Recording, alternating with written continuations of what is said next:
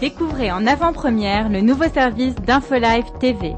Recevez gratuitement chaque jour, en vidéo, les informations d'Israël et du Proche-Orient sur votre mobile.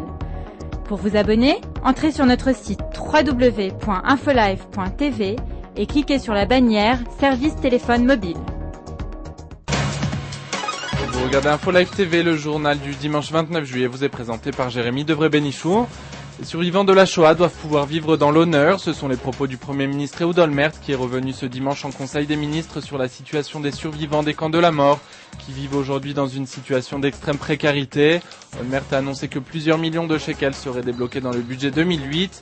Un tiers des 250 000 survivants de la Shoah vivant aujourd'hui en Israël sont dans une situation précaire. Ehud Barak part en croisade pour défendre le budget de la défense alors que le gouvernement a entamé les discussions concernant le budget 2008. Il demande une augmentation des ressources pour l'armée afin de satisfaire les recommandations formulées au lendemain de la seconde guerre du Liban. Le chef d'état-major Ashkenazi a mis en garde contre d'éventuelles coupes budgétaires. Le Premier ministre Ehud Olmert a déclaré que les États-Unis étaient soucieux de conserver la supériorité militaire d'Israël sur les pays arabes, une déclaration qui va dans le sens de la décision de Washington d'augmenter son aide financière à Jérusalem. Olmert a annoncé que Washington avait confirmé le versement d'une aide estimée à 30 milliards de dollars sur 10 ans. Pour Israël, Ehud Goldwasser et Eldad Regev sont toujours en vie. C'est ce qu'a déclaré aujourd'hui le président Shimon Peres en réponse aux rumeurs diffusées hier par la presse libanaise, selon lesquelles l'un des deux soldats enlevés par le Hezbollah en juillet 2006 était décédé. Peres a déclaré qu'Israël continuerait à agir comme si les deux soldats étaient encore en vie. À Jérusalem, la police est à la recherche de 3 hommes accusés d'avoir tenté d'enlever un adolescent ce dimanche.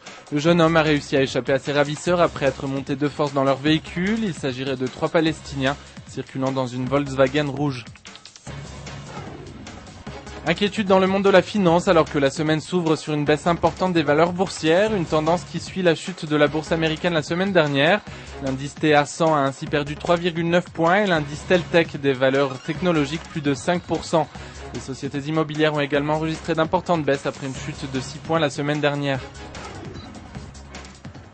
Enfin, un mot de météo avec des températures un peu plus clémentes. Le pays devrait respirer un peu mieux après 4 jours d'une vague de chaleur intense qui a fait 3 victimes.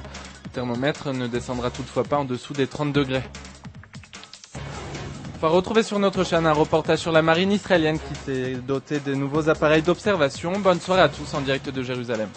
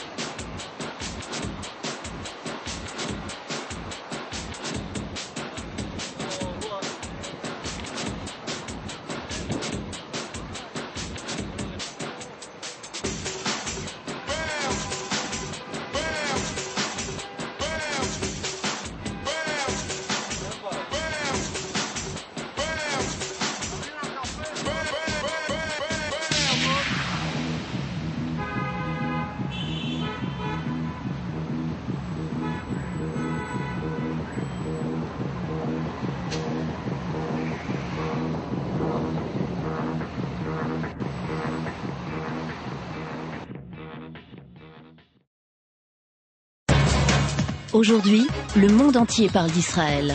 Mais qui parle d'Israël au monde entier, en temps réel, en 4 langues et en direct de Jérusalem? InfoLive.tv, la première chaîne de télévision internationale israélienne. 24 heures sur 24, 7 jours sur 7, suivez de l'intérieur l'actualité d'Israël et du Moyen-Orient. Des reportages, des interviews, un grand journal et des flash infos en images dès que l'actualité l'exige. InfoLive.tv, votre regard direct et vrai sur l'actualité d'Israël. Retrouvez InfoLive sur internet www.infolive.tv.